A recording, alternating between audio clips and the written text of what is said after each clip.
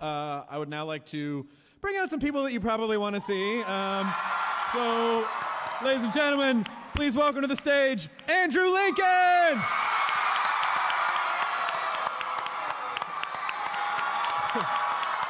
Stephen Yeun! Lauren Cohan! Michael Cutlitz!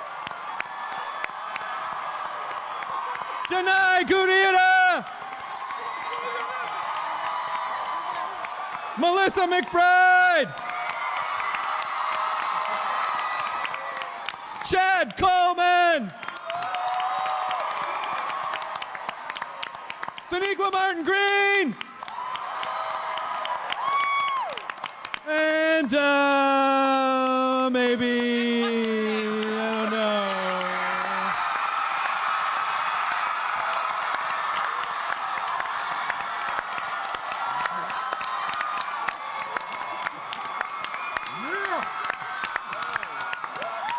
Yeah! Norman Reedus! Yeah! Come on, y'all, make some noise!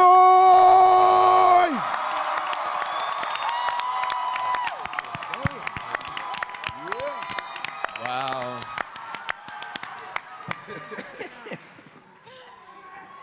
All right. Nice. Nice job. All right. What's up? Let's all sit down and be patient. Okay.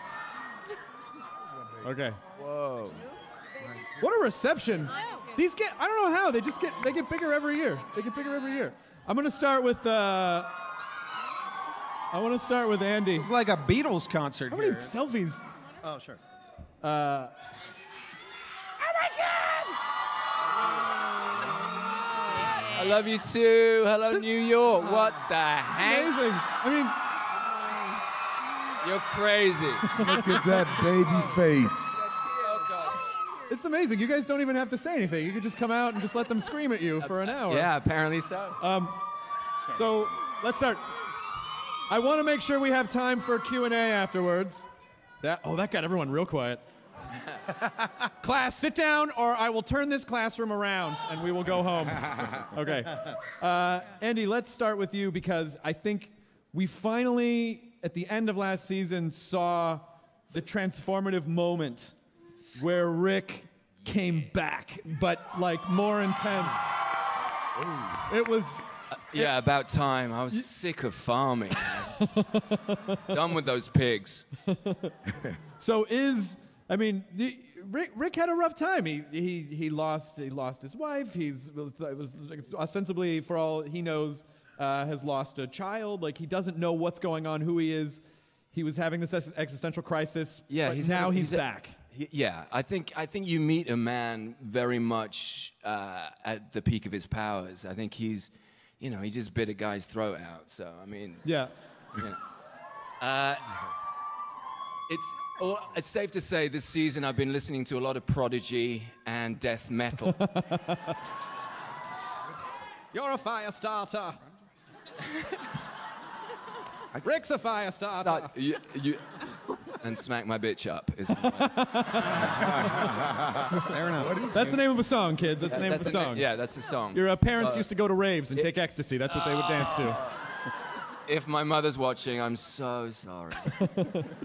So how this season do you feel like he is grounded and intense, or has he completely spun out of control intense?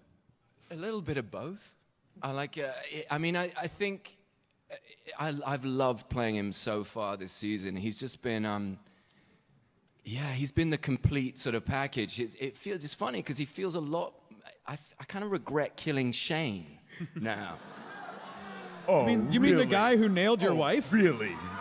No, Andy regret. Why would you bring that up in public? I'm sorry. We don't regret it at all. Make sure you go see Fury. John Bernthal. John Bernthal rocking it in Fury. Without a doubt.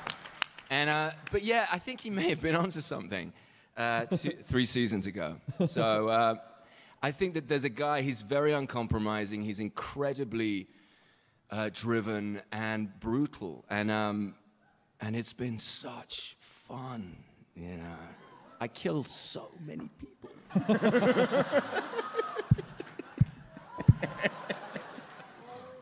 I think it's fun to see basically the people the survivors start to mimic the savagery of the walkers. I mean, that moment where you rip the guy's throat out with your teeth. I mean, that was very much of like, hey, we're all kind of in the same boat. Yeah, I mean, I think that I remember phoning Mr. Gimple up and said, you know, we've always been very responsible about violence in the show, and I think, you know, there's a line in the sand that was drawn. Are we stepping over it at this point? And like most of the decisions and the brilliant storytelling that my dear friend has done over the last 2-3 years, he was absolutely right. When I did the scene, you know, they were about to violate my son. So you had to... It made complete sense as a father. You know, that was the only thing that was available to me, my teeth. And I've got particularly bad British teeth. There's nothing good about my teeth at all if you look very closely in my mouth. So they work particularly well. A bunch of people just offered to look very closely at your mouth. No, you really don't want to go in there. I'd like to talk to, so Steven Yeun, Glenn.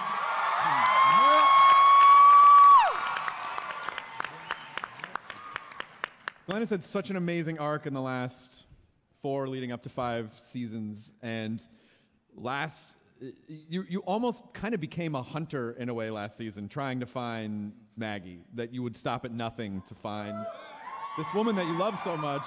So how do you feel going into season 5? Where's Glenn at now that he's found Maggie? Does he still feel the same intensity, or do you think that's going to kind of sedate him a little bit and get more protective? It's interesting to see where every character kind of lies on the spectrum, and I think for Glenn, he still has that within him to go to those really, I guess, places where you need to go to survive. But for him, he's been validated with hope because he woke up in a prison with all of his loved ones gone, and he had a moment to himself and realized, F this, I'm going to go find everybody, gathers everything, and then treks out to go, and he found everybody. And so everything was, yeah, it was awesome. So everything was validated, and so from this point forward, I think for him, he's like, we can strive for hope, we can strive for humanity, because it worked out for me, even though they're in a really terrible situation at the end of last season. Well, I think Glenn embodies that part of us that hopes that if we were in love with someone, that we would go to those lengths, you know, that we would go to those lengths, and we would even take a swing at Cudlitz. I mean, not the smartest moves, but you know, he let me punch him. That's just because I wrote it that way. Look, I don't know who that was for, but I guess everyone can take it. Okay, fine, everyone. I love you. Thank you. That was We so love you quick. too. I love you. Who are you talking to? I don't care. It doesn't matter. I love everybody. Ms. Cohan. I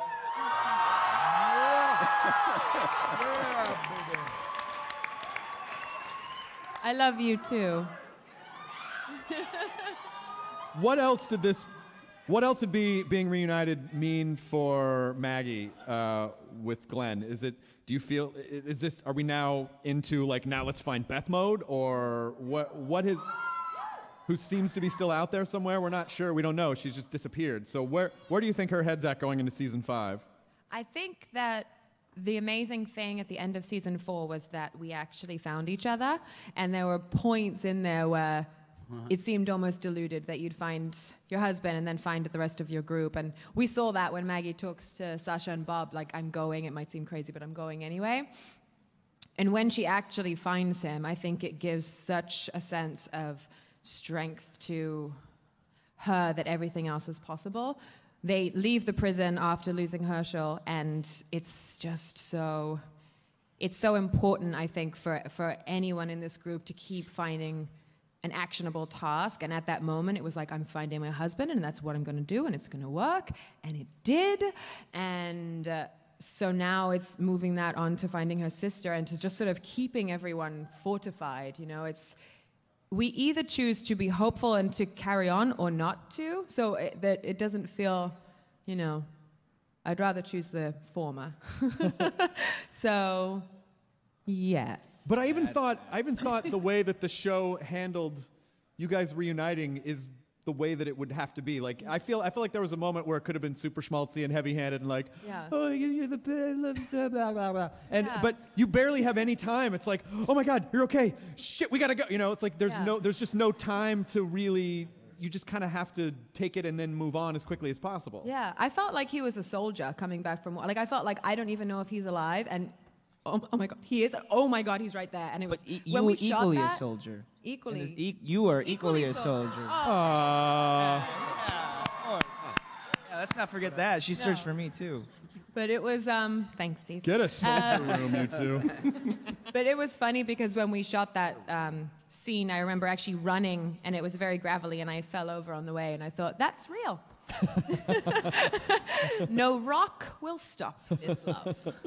Oh, Maggie, I'll come to you. Just stay down. Yeah, I'll come to you. exactly. Hold on. No help. Mr. Cudlitz, it's nice to see you. And your electric shock of hair. The easiest guy to spot at Comic-Con is my Michael Cudlitz. How do you feel since, I mean, we talked a little bit over the summer, you know, like you just kind of coming into the show midway through, and you said you already immediately felt like you were just part of the group, you were part of the family. How are you feeling now? Do you feel like can you remember a time when you weren't on the show anymore? First I want to ask, who was here last year? All I gotta say is Scott Gimple is not a stupid motherfucker. He is a smart motherfucker. Hey, nice. You know, I really appreciate that. Thank you. The whole experience has been fantastic. I mean, everybody up here and everyone still down in Atlanta have been extremely welcoming. I feel like at times I've been here from the beginning. I mean, it really is that warm of a creative environment and a safe environment, and that's very important to do the kind of work we do. I mean, it's everything. Every single person on this stage, every character in this world has had massive, massive loss up until this point. So what we're dealing with from day to day is loss on top of loss, and to get to those places emotionally, you have to feel safe, and if you don't, it doesn't ring true. And I was a fan of the show before I came on the show, and I couldn't be more thrilled than the reception I got, and to witness the work that I witnessed every day being done by everybody up here. How does a guy like Abraham keep his head on? Like, how does he keep? Oh yeah, of course. Let him have it. How does he keep his head on his shoulders and focused? Is it this idea of we got this guy? He said there's a mission. We got to go. Is he mission driven? Is that what keeps him going? Yeah. Right now, it literally is saving the world. Yeah. Eugene holds the cure to saving the world, and we have to get him to Washington. And the conflict. Not so sure about that. What? You know what? You should just not get in my way, buddy. Hey. All right now. This should turn into like WWE Raw, where you guys kick the table over and then just chairs. The Smackdown. Smackdown. Rick versus Abraham. Yeah. But is it? What do you think Abraham's breaking point might be? Like, what do you think? Because at this point, he seems pretty level-headed. Like, he's one of the more level-headed people at this point. Really? I think so. That's no saying. I don't want to go inside your head. At this point, everybody has hope drives the show. I think that breaking points for any of these characters is that point where hope seems at its smallest. Yeah. And the minute you lose hope, that's a very dangerous world for everybody involved. Right. Speaking of hope, a character that we saw where hope started to spring inside her was Michonne this past season.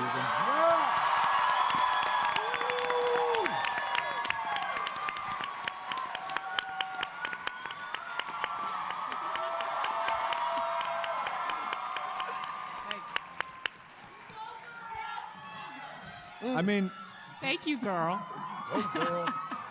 Then I remember when you were first on the show, and you came on our show, and I was like, yeah, you know, Michonne seems pretty badass, like, you know, pretty focused, and you're like, you don't know everything about her. There's all this stuff going on that you don't know yet, and you couldn't say because you obviously couldn't give it away. But what a really, like, it's so wonderful to see, you know, like, her humanity. It really, it was such a wonderful arc for her this past season. How did it feel for you to open up that way? It felt wonderful. It felt great. I mean, it was a lot to be this woman that she was in the beginning and have that type of a shield up, that type of armor on all the time. And it was very interesting because I like to connect with people. I think of myself as a relatively strong chick, but I was nothing like Michonne in terms of strength and just her ferocity, really, you know. And so it was kind of like stepping into a very daunting position. And what I loved about her, though, was that from the beginning and right through what has now happened, where, you know, the layers have opened up and she started to heal, is that there's always been something that I just adore about this character, and I have to hand very directly to Mr. Kirkman and Mr. Gimple, is that she has a very unapologetic strength to her. And you see that in a lot of the women characters of this show, which is so exciting to see. And it is something where that doesn't shift. Like, she has evolved and opened up and found a way to reconnect and found people that she truly can love. And that's something I think she always really wanted, was to love again, but she was so scared to do it, and she created such armor around opening her heart up again. But then being around these people and Carl and Rick and everybody, it just, she couldn't. Oh, thank you. I love you too. You're very sweet. But, you know, it allowed her to love again. And so I think that was something where her strength hasn't shifted, though. That's what I found fascinating about still playing her, is that she's still unapologetically strong, but it's a different type of strength. It hasn't mellowed. It's just transitioned. And that's really a fascinating thing to get to play. Well, speaking of transitioning, you know, there's this idea in a story where a true character is revealed in a time of crisis. And watching where Carol has come from and ended up, and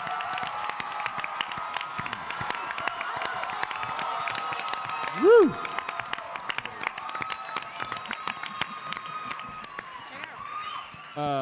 I mean, no, don't look at the flowers. You don't want to look at the flowers. Look at the Melissa, are people shouting, look at the flowers at you all the time? Yes. All the time now. I do. All the time. Even in the grocery store, just look at the flower. Don't look at the flower. But you're in the flower section when they yell it. So. How has this experience been for you, bringing Carol to where she's gotten? I mean, Carol is such an immense tower of strength, and really a natural leader, it turns out. And you have portrayed her so beautifully. Who is Carol to you, and what has her journey been to you? It's been the time of my life. It's been something I'm so proud of for the character. It's been something I never saw coming. And if I keep going, I'll cry. Aww.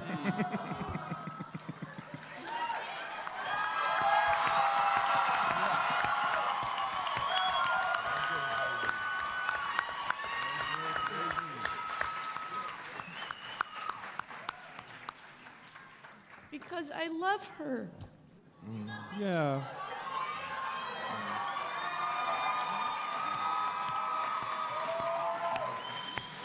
Hey, we loved her first. Slow down. Yeah, and I think, I mean, this should, you know, like when these guys come up here and they talk about like what this experience is like and how it's life-changing and how they're a family, they're not bullshitting you. I mean, they're basically in isolation out in the middle of Georgia, and they are what keep each other going. And I think one of the reasons why the show feels so authentic and special is because your relationships are all...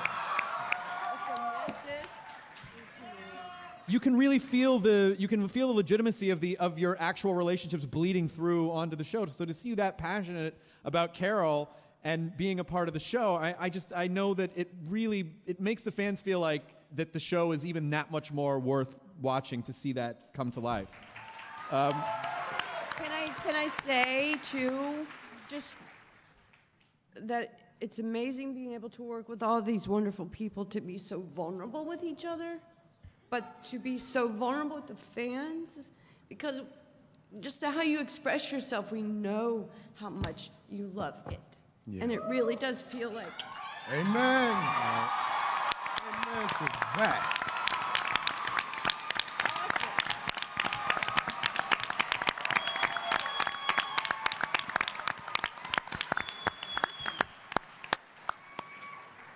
Thanks, guys. So we're almost down to the end, and then we're going to have some time for some fan questions. So if you want to, in an orderly, non-violent fashion, step up there. All right. Chad Coleman. Chad Coleman. Woo! Chad Coleman.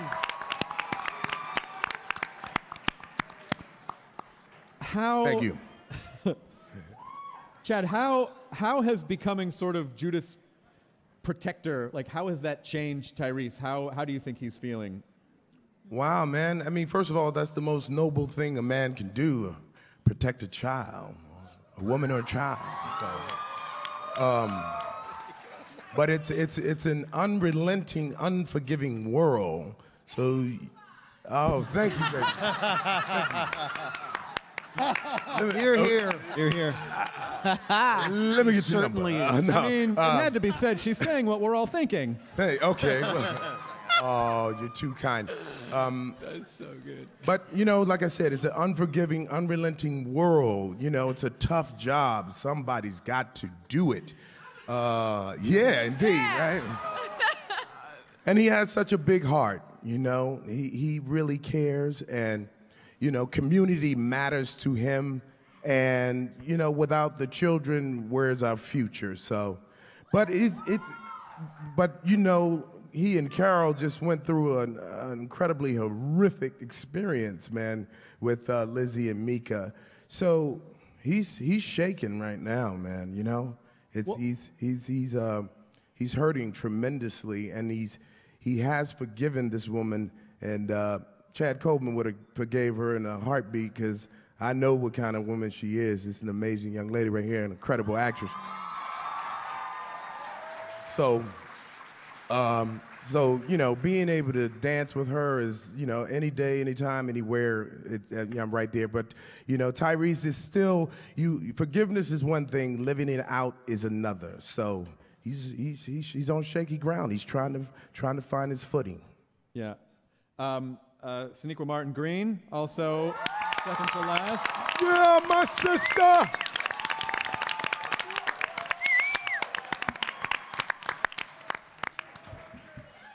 Thank you. Yeah, right? Thank you.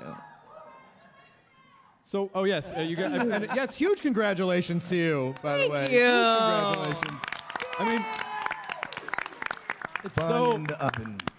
It's almost sort of ironic that you're coming out of this pretend world where there's no hope, and then you just have this like ray of hope that's growing in you. In my stomach, right? Has that affected? I mean, like, how has that affected the way that you see the show or the way you've approached the show? It must have had some kind of an effect. Yeah, definitely. I think it has a subconscious effect, if not a conscious one for sure. You know, you just see the value of life. You know, you start to understand it on a totally different, deeper level than ever before. And it really makes you tune in to the lessons and the prevailing messages that are being taught on a show like this. You know, of hope and survival and family and love and making it through in adversity and all of that stuff. You know, these are pillars that you want to teach your children, and it's almost like they enlighten you. You know, they show themselves more clearly when you're carrying life inside of you. Yeah. It's, that's nice. Oh, this stupid male body will never know the joys of pregnancy. Damn you, science. Now, Norman Reedus down there.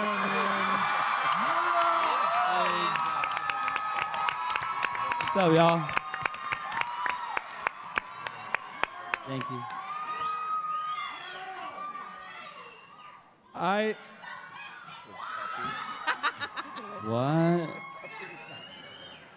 What? What?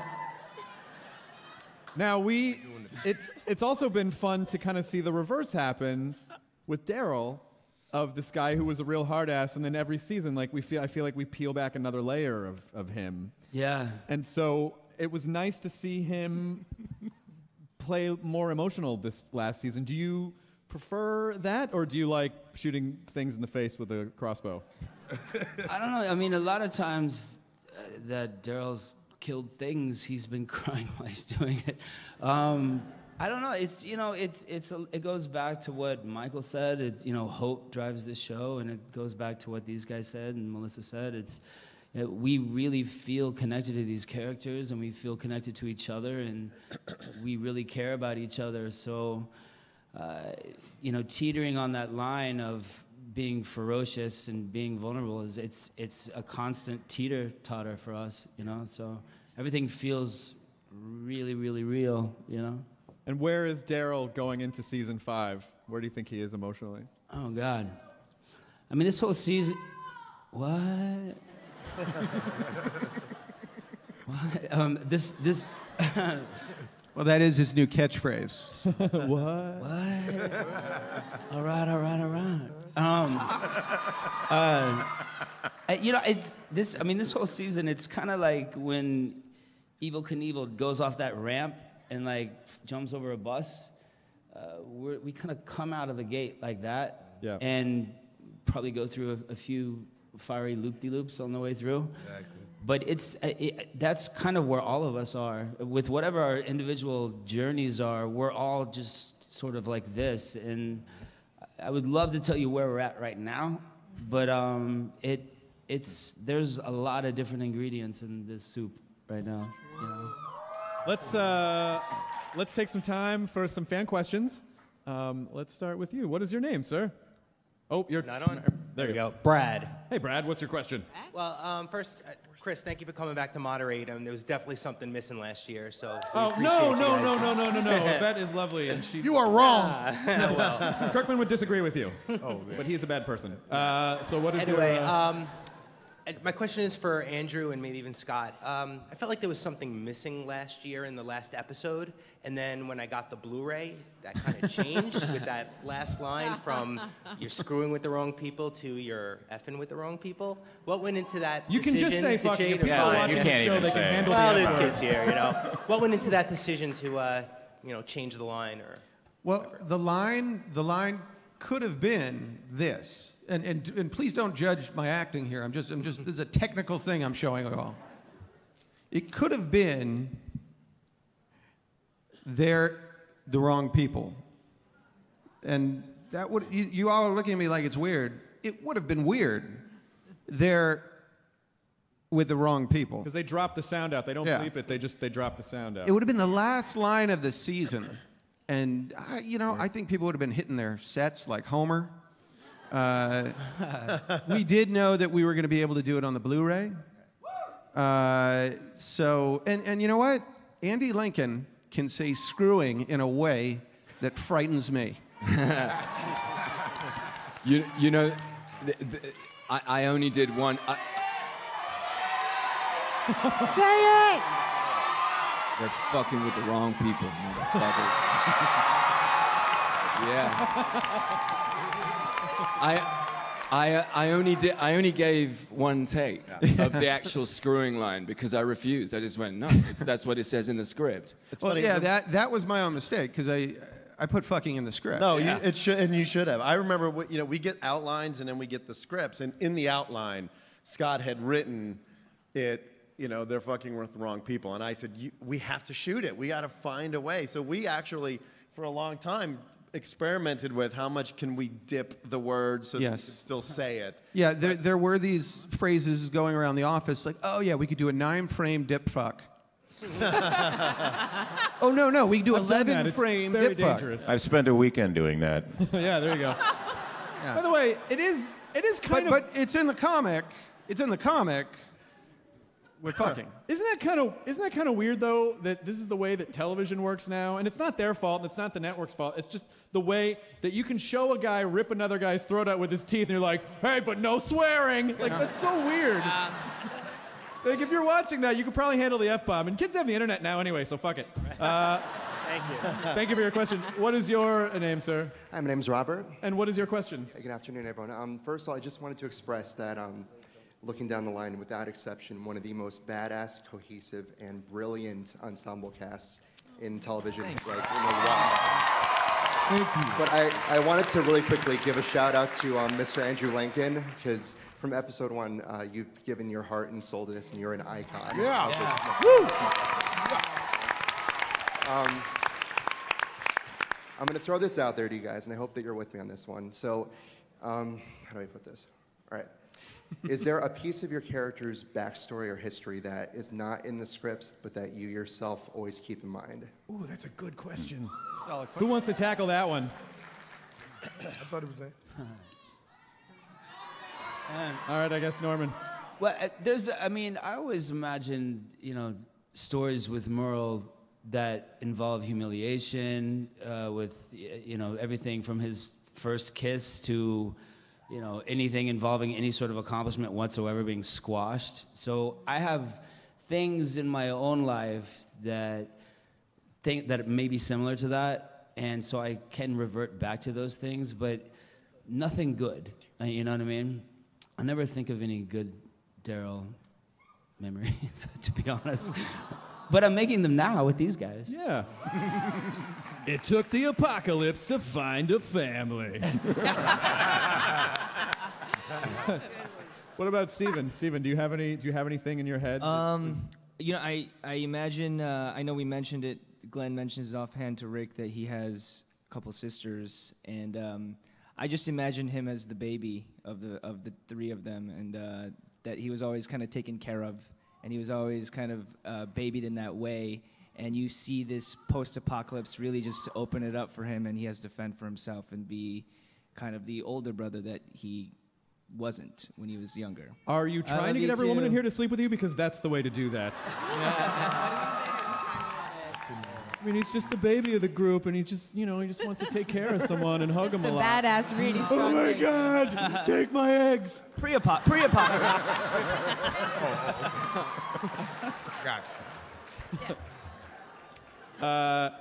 Yes, sir. What is your name and question? My name's Horseman. Oh, yeah. Mr. Horseman, what is your?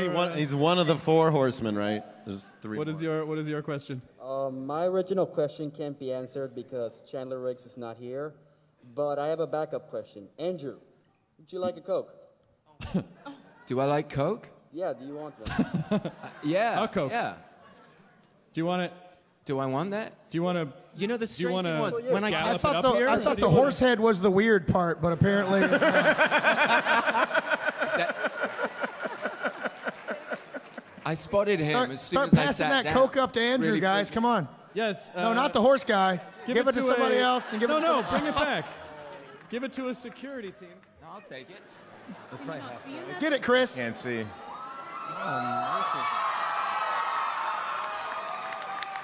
Don't. He's like, yes.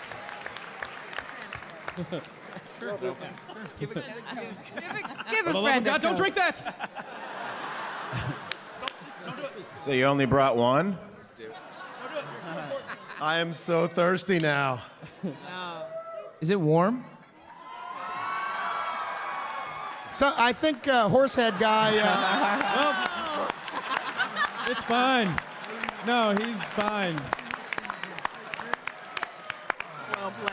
You actually. Woo! That was an excellent pratfall. Someone check with AMC. Did we get Coca-Cola money for this? No. Knocks you out. What is your name and question? Hi, my name's Catherine. I'm sorry I'm shaking. I've waited 4 years to get to this microphone. Oh, no, don't worry. You're fine. You're safe. You're fine. Everything's good. I love you guys. How does it feel? Because I think you guys are the equivalent of when the Beatles came out and they performed Twist and Shout in America and people were screaming and shaking. I feel like that is what your fan base is. So how does it feel to be like that? Or that's more of a statement. That's a compliment. Sorry. No, but I think I understand what your question Like, is. you're so epic, you're so huge, like the way we feel, like the way the women would scream and shake and piss their pants when the Beatles came on, like that's how I fucking feel about you guys, like that's my compliment to you don't guys. hold back, let it all out. That is my compliment to you guys. Uh-oh. Like when John Lennon and Paul were there, like that's who you fucking guys are today in 2014. Woo! But my question is, because you are such amazing actors, like, do you find yourself off set, off camera, acting like your characters? Like Norman Reedus, are you like, your first drink ain't gonna be no peach schnapps? Or like, you know, when you're hanging out at the bar? Or like Andrew Lincoln. Yo, do that again. That was awesome. Like him. Your first drink ain't gonna be no peach schnapps. By the way- Yeah! Or like... Okay, wait, before you go, here's what I love about it. You came up all meek, like, I'm really nervous, I don't know. it You just know how came you out. make women shit their pants? Like, you just totally, you had no problem I'm opening up. I'm a teacher, so it comes By out. the way, I no, get you're over doing it. amazing. So let's address your first question. This idea that this thing that you guys are doing, and again, you are isolated in Georgia, you don't always get to see the effect that it has on people worldwide. How does that mess with your head at all? How does it feel, or how do you process that, Andy? This has been the greatest job of my life, and we share the same hobby. You guys share the same hobby that we do. We love this show, man, just as much as you love it. And we want to. All I feel is that, you know, and I emailed John Bernthal a couple of days ago, and I just said every time we start and launch a new season with these amazing new actors that join this show, and I kind of think of the originals, you know, because they built this beautiful ensemble and taught me. I've learned so much working in this beautiful country with these incredible actors, and it's just the most important thing in my life. This job, it just is. It just is, and all of this is so. I find it quite painful. Experiencing my life. It's just one of those things. I kind of feel like I have to fight all the time, you know, to prove myself. And you guys have taught me that it's all right just showing up, you know, because... But it's just, it is an out-of-body experience from the moment, the first Comic-Con. I remember almost fainting when the first trailer came out. And I don't watch it, but I heard you guys next door, and it made me fall to my knees. Wow. Because we were getting it right, you know what I mean? And that's all we're here for, to get this story right for you guys. Yeah.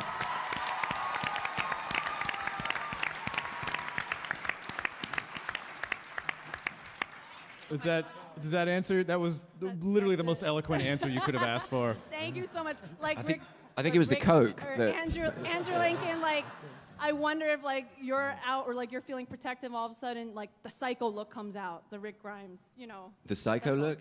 So, you know, the crazy, Yeah, you know, you get a lot of that this you. season, is what I'm saying. Thank you. Thank you very much. Thank you. I wanted to cradle you.